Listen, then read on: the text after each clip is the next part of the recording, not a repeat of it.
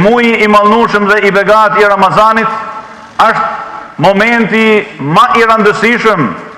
për çdo musliman për të ndryshuar jetën e tij, jo thjesht për të ndryshuar oraret e gjumit ditor, e jo thjesht për të ndryshuar mënyrën e të ushqyerit, e jo thjesht për të ndryshuar mënyrën e komunikimit e të relatave ditore edhe me vetë xhamin. Jo. Ta marrim të mirësi të madhe nga Zoti i gjithësisë, e t'i japim hakun ashtu siç duhet, e t'i përgjigjemi pejgamberit alayhi salatu wasalam, i cili urdhon të thotë në raport me marrëdhënien që duhet të ketë muslimani me muajin e begat të Ramazanit, fa arullaha min anfusikum khaira. Pra tregojini Allahut nga vetja juaj më të mirën. Duke nisë fillimisht nga ndryshimi për të lartësuar dhe për të marrë rrugën drejt plotësimit, ashtu siç Zoti i gjithësisë e ka kriju njeriun, më të lartin e krijesave të tij. Nga momenti i parë i ardhjes në këtë botë është përballë raca njerëzore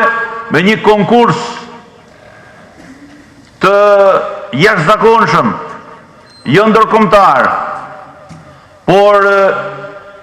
as ndërplanetar, por përtej kësaj, përtej galaktikave, dhe në këtë konkurs njeriu ka triumfuar me mbarsinë dhe bekimet e Allahut.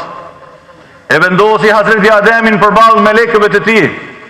në një konkurs të jashtëzakonshëm dhe të mrekullueshëm, dhe i bani disa pyetje, dhe kush triumfoi? Triumfoi ai që Allahu Azza wa Jall i kishte mësuar çdo gjë. Prandaj, o bijtë e Ademit, o bijtë e Ademit që Allah Azza wa Jall i mësoi çdo gjë, kapeni fillin e udhëzimit dhe mundeni egon personale, e mundeni rutinat e përditshmërisë dhe përpiquni me unalsumi çdo gjë, sepse ju jeni të thirrur për të dominuar, dhe jeni të thirrur për të ecë përpara, dhe jeni të thirrur për ta zhvilluar jetën, dhe jeni të thirrur për ta zhvilluar fjalën e Zotit me përditshmëri, e jeni të thirrur për të dominuar morali, dija dhe ajo çfarë Zoti don, mi të kundërtën e tyre, siç e shohim në realitetet e kësaj dite.